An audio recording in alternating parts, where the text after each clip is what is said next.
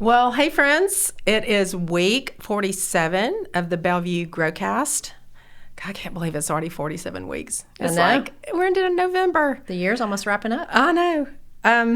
So I'm Lisa Herbinger, and this is my friend Kathi Williams. And just a little bit of quick background. I did this a few weeks ago with my husband Greg, and Kathi and I got to talking about it during Sunday school, and I said, why don't you do one of these with me? And she went, okay. So here we are. So it's going to be fun. I'm looking forward to this. So brief overview, because Kathi and I are being a little bit insubordinate, I guess, today, in that we're flipping things around a little bit. Imagine that, me and you being insubordinate. Let's do that. Right? So we're actually going to start with the application. Yep. And then move into talk a little bit about what we saw as kind of a good shadow topic. Perfect. And then we're actually going to close up with the highlight today. Yep. So we're just kind of flipping things around. All right. So let's get going with this, Kathi. Yes, thank you. Okay, so it always helps me to know when I'm looking at a book in the Bible, and I learned this actually from the Bellevue Academy that's happening here. I've been watching those online, and so understanding the books and what they mean and what their focus is has been very helpful for me. So we're in Ecclesiastes 4 and 5. And so Ecclesiastes is a book of wisdom, and it's thought to be written by Solomon. So I know that it doesn't say that in here, so I reached out to my brother-in-law that's a pastor, and I said, hey, last night I sent him a text and asked him, and he was like, you can take this to the bank. It was written by Solomon.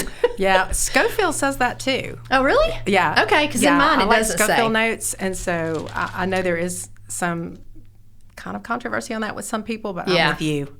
I'm all in with Solomon. Well, and I think so too, because I actually have my mom's Bible, and in the very beginning, she writes Solomon. So I took a screenshot and sent it to my brother-in-law, and he was like, yep, she's right. Okay, good deal. Isn't that great? Okay. So I'm going to start out by reading Ecclesiastes 4, verses 1 through 6. So it says, Then I looked again at all the injustice that goes on in this world. The oppressed were crying, and no one would help them. No one would help them because their oppressor had power on their side. Verse 2, I envy those who are dead and gone. They are better off than those who are still alive. That's like a deep thought. You know what I mean? It's sad, isn't it? Yes. I thought that too. I read a commentary that actually they worded it as, he actually said those who were unborn and had not seen these times were better off. I know. Than those who That's had. like the next verse. Mm-hmm. But better off than either are those who have never been born. Right. Yeah. Sad. Who have never seen the injustice that goes on in this world. All right, then verse 4 says, I have also learned why people work so hard to succeed. It's because they envy the things their neighbors have. But it's useless. It is like chasing the wind. They say that a man would be a fool to fold his hands and let himself starve to death.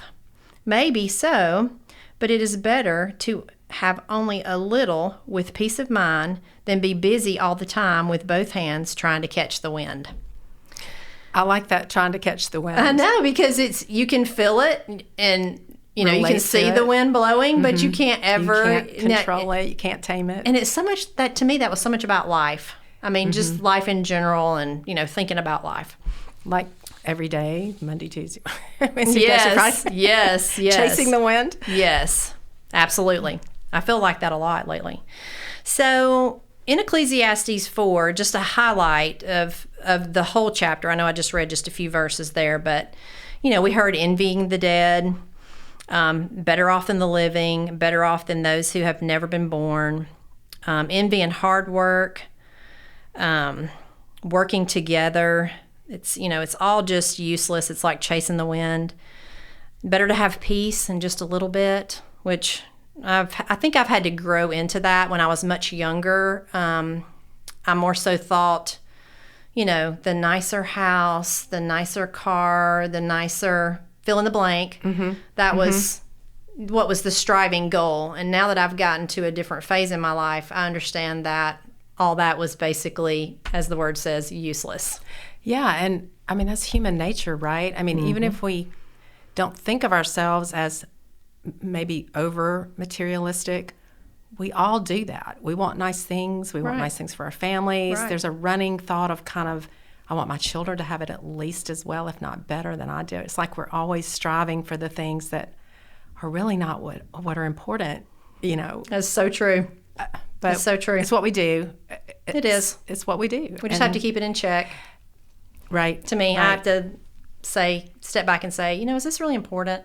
Is this something that I, need to be worried about or focused on or, Yeah, and fortunately, those kind of gut check things come in every now and then that will make you really stop and think about those things. They probably don't happen often with me as much as or as often as they should. But so the human side is we are going to do that. And like we've talked about running all through the Old Testament and some of these growcasts and things in Sunday school we're talking about, the things that can easily become idols, meaning just more important than they should be. It's just like this running thread through all of these lessons. And very simple things or really big things, but they're all idols if they become more important than they should be. That's exactly right. I was thinking about that, an accountability person that holds you accountable. To me, that's huge. It's hard. It's a hard conversation to have sometimes when you're thinking about that. But, I think you and I were talking the other day about Timothy Keller and, what he talked about idols. And idols can be really anything. I think we think of idols as like a sculpture or a monument or a bowing down to the golden calf. Exactly, exactly. But it could be something as little as social media or exercise or the newer, nicer vehicle or house or the title behind your name or the next degree or whatever that is that's keeping you from spending time with the Lord and letting the Lord be number one in your life. Yeah, which, again, true confessions. I do it. We all do it. And Satan will use it. He sure will. He will use it. So, yeah, it's just that learning to keep it in check. And I like what you said about the accountability thing, almost like having an accountability partner. Yep. I think Tim is probably that for you. I think Greg is for me, and reverse. And it's like you said with uncomfortable, that works both ways too. Oh, yeah. It's hard to do that for somebody. It's also kind of uncomfortable sometimes when somebody turns it around when on they you. when they're telling you, hey, you're doing this. Right. And that's have you those thought gut about check that? moments, that we need to have. Well, it's always in tone and delivery, right? I tell Tim all the time. Exactly. Not what you say, but how you say it. That's right. That's exactly right. Yeah. So you're so right. But just thinking back, even recently, like, sometimes when I have strenuous days at work, I just want to do nothing. Like, I just want my brain to be focused on nothing, which doesn't really make much sense. But, oh, yes, it does. I can sit and scroll through Instagram and look at the videos and just laugh out loud. And it is the best thing ever. But the problem is that before I know it, it's been 2 hours.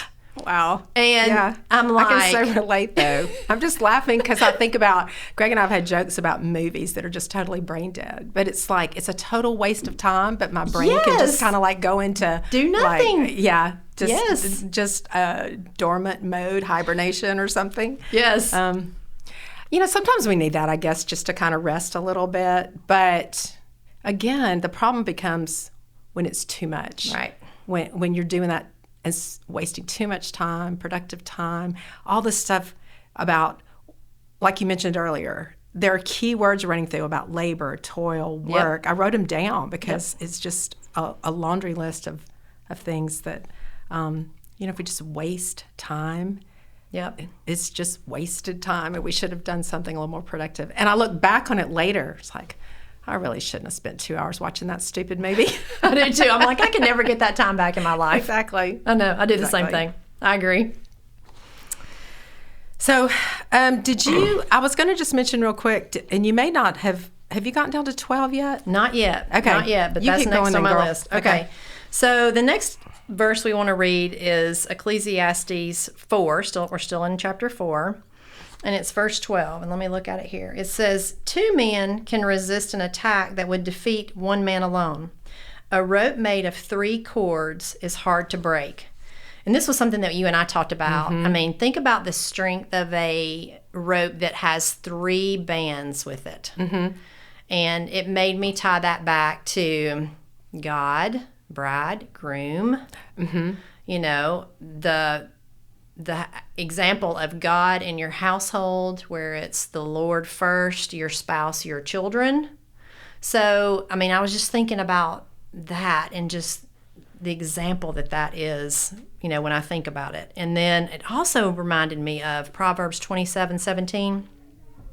It says, as iron sharpens iron, so one person sharpens another.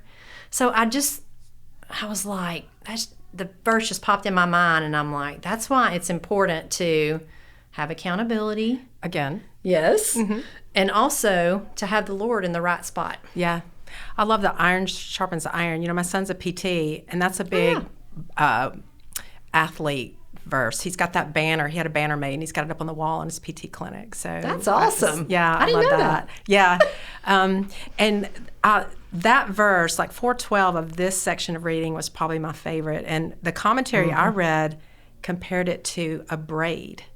And the strength, it's like a synergistic thing where if you take the strength of each of those 3 pieces and add them together, then when you braid them, they're even stronger than each one of those 3 combined would be, you know, even if you just took their strength together.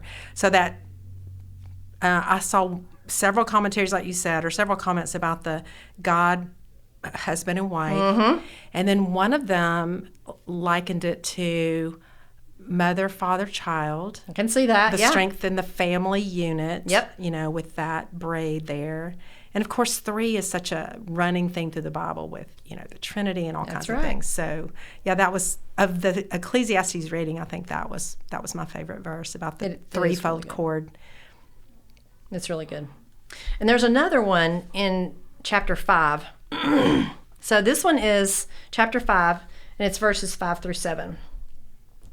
When I read this originally, I thought of my dad. So better not to promise at all than to make a promise and not keep it. Don't let your own words lead you into sin so that you have to tell God that you didn't mean it. Why make God angry with you? Why let him destroy what you have worked for? No matter how much you dream, how much useless work you do, or how much you talk, you must still have reverence for God.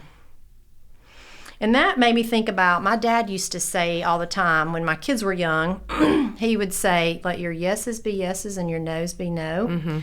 And I'm going to cheat because I have that written down here. It's in Matthew chapter 5, verse 37. In addition to that, it says, anything beyond this comes from the devil. So if you think about like conversations that you have with people and you're like, yes, or, you know, yes, I'll do that for you. And then you start adding more to it. Sometimes I've seen that happen when people are trying to give themselves an out.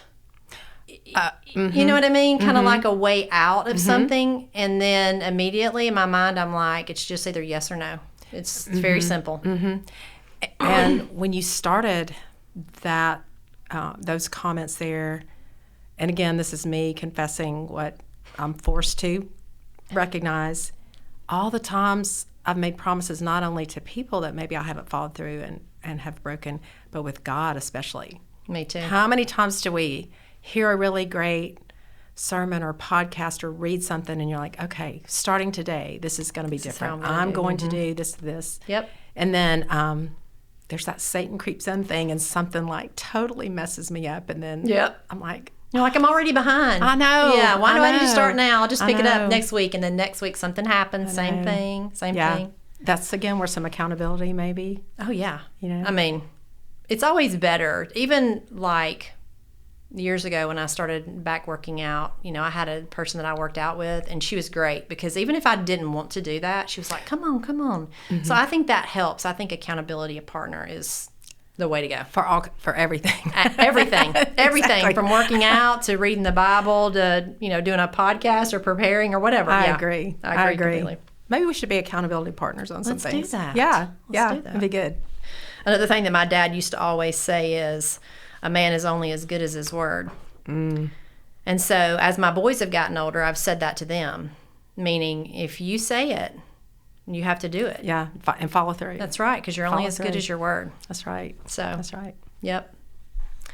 And then also, when I was reading this, thinking about idols and, trying to catch the wind and, that whole concept reminded me of a saying that I've heard: an idle mind is a devil's workshop, or idle hands are the devil's workshop. And so all that tied back for me to be like, if we're focused on the Lord, then we shouldn't really have that problem. And if we do, we have an accountability person to say, hey, what are you doing? I mean, that would help tremendously. Yeah. And I'm guilty, 100% guilty. Yeah, so. we all are. It reminds me, too, of like kind of the parent-child thing again. Yep. Where, like, we both have boys, right? Right. Which can be so easily distracted. I guess the girls can, too, but boys especially, they're so ADD-ish, so easy, So true. But keep them busy. Yeah. Just keep them busy. Oh, yeah. And then their mind doesn't start thinking about these things they can get into trouble with. So, that's true. Same thing with us with the Lord. Absolutely. Keep us busy. Absolutely. Keep me busy. Absolutely. Okay. Good stuff. All right. Think that's it? I think so. All right. So let's talk a little bit about what we saw as the shadow. And so, again, being a little bit different here, as we went through these verses, we're pulling the shadow from the readings in Isaiah. And there's a lot that goes on in Isaiah. A lot. Even, like, I literally had to go chapter by chapter and get, like, what I thought was kind of a, the take-home message. But then what we found was, which I think is especially nice, since this is Thanksgiving week at the time this airs. It is. So chapter 12, Isaiah 12, verses 1 through 6, I'm going to read these two because I was going to kind of summarize and talk about, this as a Thanksgiving prayer, but it's too pretty to not just actually read it. So starting in chapter 12 with verse 1, I will praise you, Lord, although you were angry with me. Your anger has turned away and you have comforted me. Surely God is my salvation. I will trust and not be afraid. The Lord is my strength and my defense. He's become my salvation. With joy you will draw water from the wells of salvation. Give praise to the Lord, proclaim his name, make known among the nations what he has done, and proclaim that his name is exalted. Sing to the Lord, for he has done glorious things. Let this be known to all the world. Shout aloud and sing for joy, for great is the Holy One of Israel among you. That is awesome. Yeah, so I just think going into Thanksgiving, I mean, what a better prayer, and what, better to turn over to God with this week coming up, that we should all be thankful all the time. And again, I'm the worst to not do that. That is high on my list of things I feel so shameful about sometimes. It's how I'm not thankful enough. But especially with Thanksgiving week, maybe think about that. And then to back up just a little bit in Isaiah to chapter 9, verses 6 and 7, this is Isaiah's prophecy of Christ coming, of the birth of Christ. And we've all heard this a million times, but I'm going to read it anyway briefly. But for unto us a child is born, to us a son is given, and the government will be on his shoulders. He'll be called Wonderful, Counselor, Mighty God, Everlasting Father, Prince of Peace. So I'm going to take a breather and regroup, because that's so beautiful. But in Isaiah, in this one chapter, we have Thanksgiving and Christmas. And as we kick off the holiday season, let's just keep the main thing the main thing. That's exactly right. Okay. That's a Jerry comment. That's a Jerry comment, isn't it? Yeah. And keeping again, the main thing. How busy we get with the shopping and the gifts and the cooking and the who's coming where and juggling the schedules, and that's just not. It's not what it's about. It's not what it's about. I was just telling Tim last night. I said I feel overwhelmed. I have so much on my list, on my to-do list. And then this morning when I was rereading, I was like, all that stuff is not important. Yeah. And I've just truly challenged myself this year with slowing down, not getting stressed over this stuff. That's right. And truly enjoying the holidays for what they should be enjoyed for. I agree. So accountability here. I'm going to do that. Okay. as well, but I need you to tell me. Yeah, we're going to text or call each other when how's it going? stressed. Okay, tell me to get off the ledge. Tell me that's not what we're supposed to be doing. We can do that. We can do that. All right, so moving into 2 Kings, which was our highlight text, right? Yes. So there's several chapters in 2 Kings, and I'm just going to start at chapter 18 and talk a little bit down through chapter 23. So in chapter 18, King Hezekiah is the king of Judah. And so just a little bit about him. He's 25 when he becomes king, and he follows the example of the Lord. He destroys all the false idols, all the places of worship, pagan places of worship. The Lord is absolutely with him.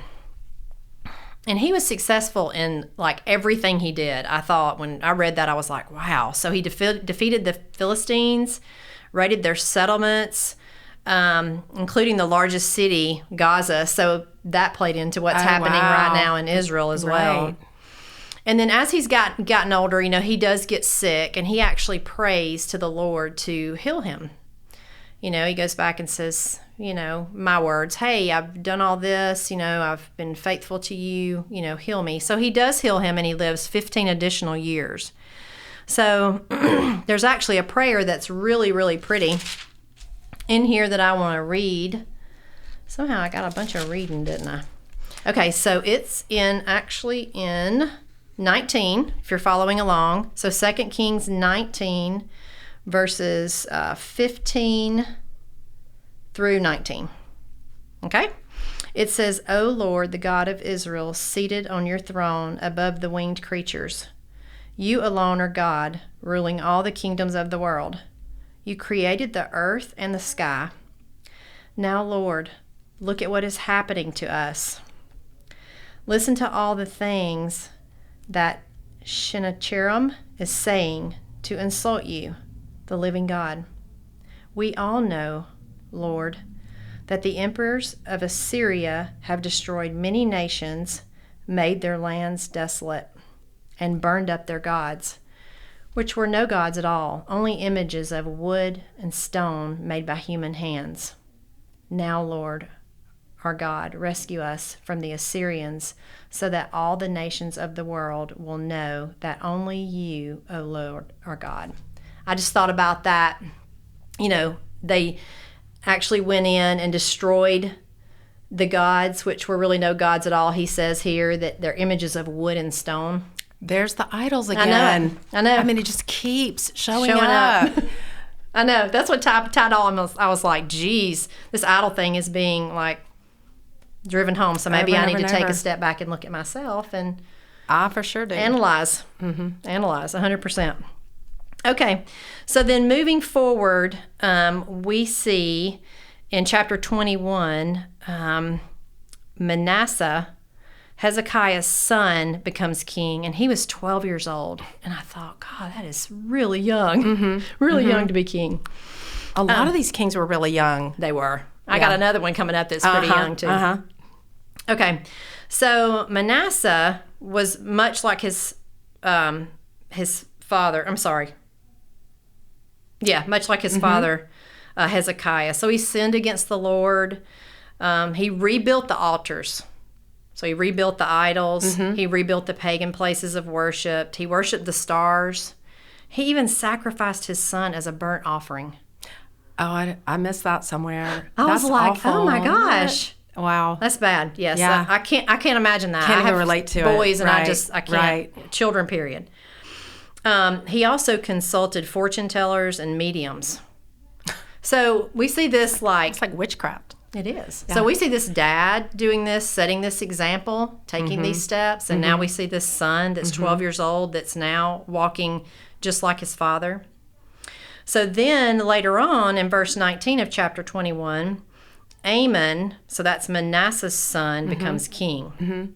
He's 22. He's just a little bit older. I can't imagine being king even at 22. I feel like you need a little age, but or a lot of wisdom. Or a lot of wisdom. That's true.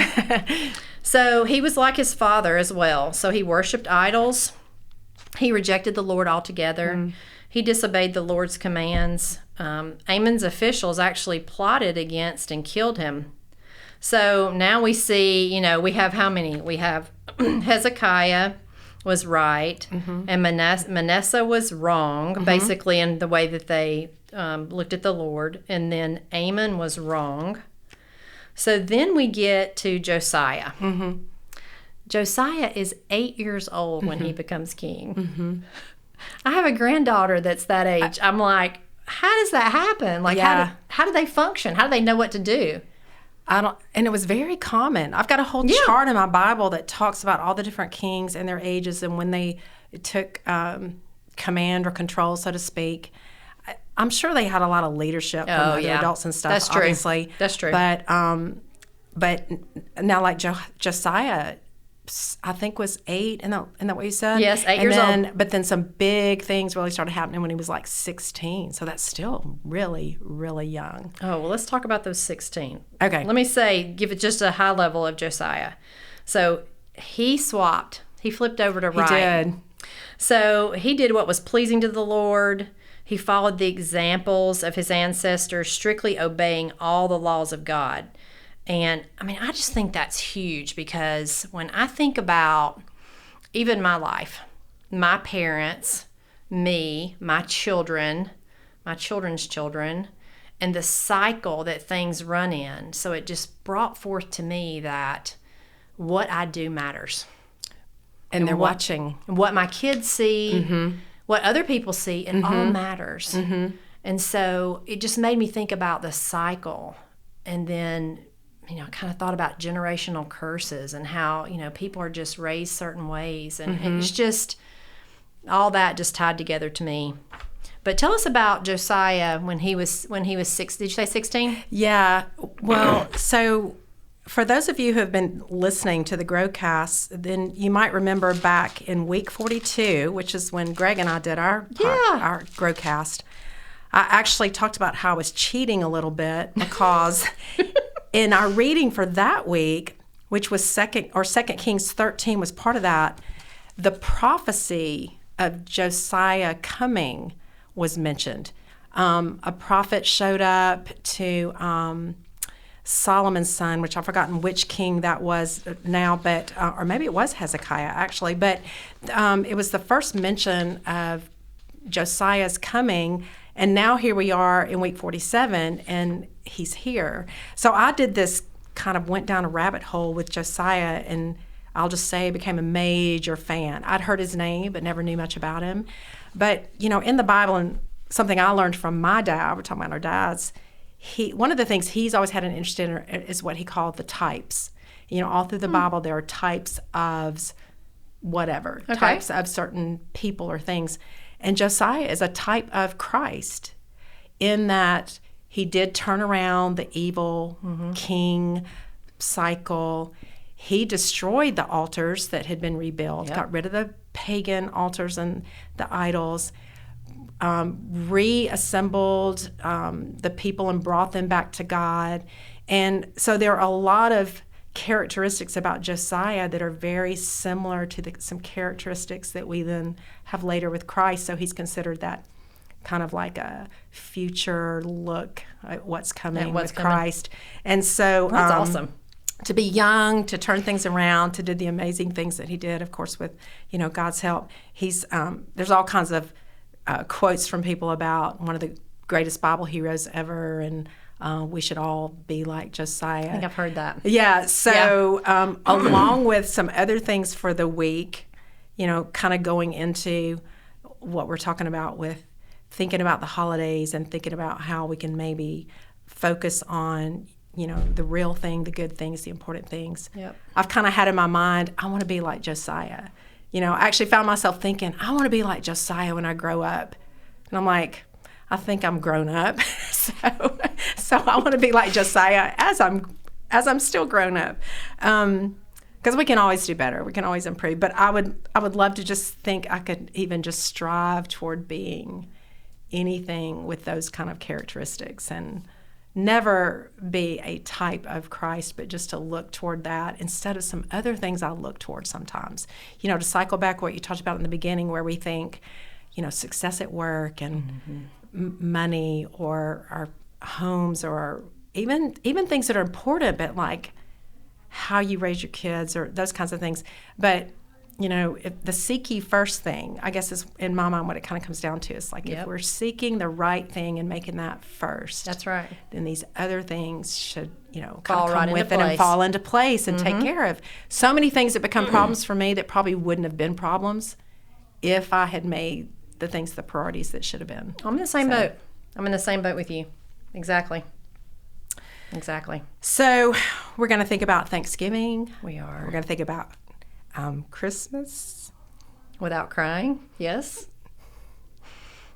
Holidays are huge. They are huge. It's huge. They are huge. I think the older I've gotten, the more I appreciate the true meaning of each holiday. Yeah. The ones that really matter, like Easter and Christmas and Thanksgiving. And, even Veterans Day was just recent. And, having a child and his wife that are in the military, it just gives me a whole new perspective that I did not have before. Yeah. Just the sacrifice. I mean, the sacrifice that these two young people do, for our country is truly that. It's just a sacrifice. Yeah, and with what's going on in the world right now, God, we got to have them. We got to have them. I know. Yeah. So, if you're listening to this before Thanksgiving, hope you have a great one. If it's already after Thanksgiving, hope you had a great one. That's right. We're filming a little bit early, so we're going to have a great one. We are going to have one. And we're going to keep each other accountable. That's right. That's right. Anything else before we close up? I think I think that's it. Yeah. I think that's good. Okay. We are just honored to have been here with y'all. Thank you.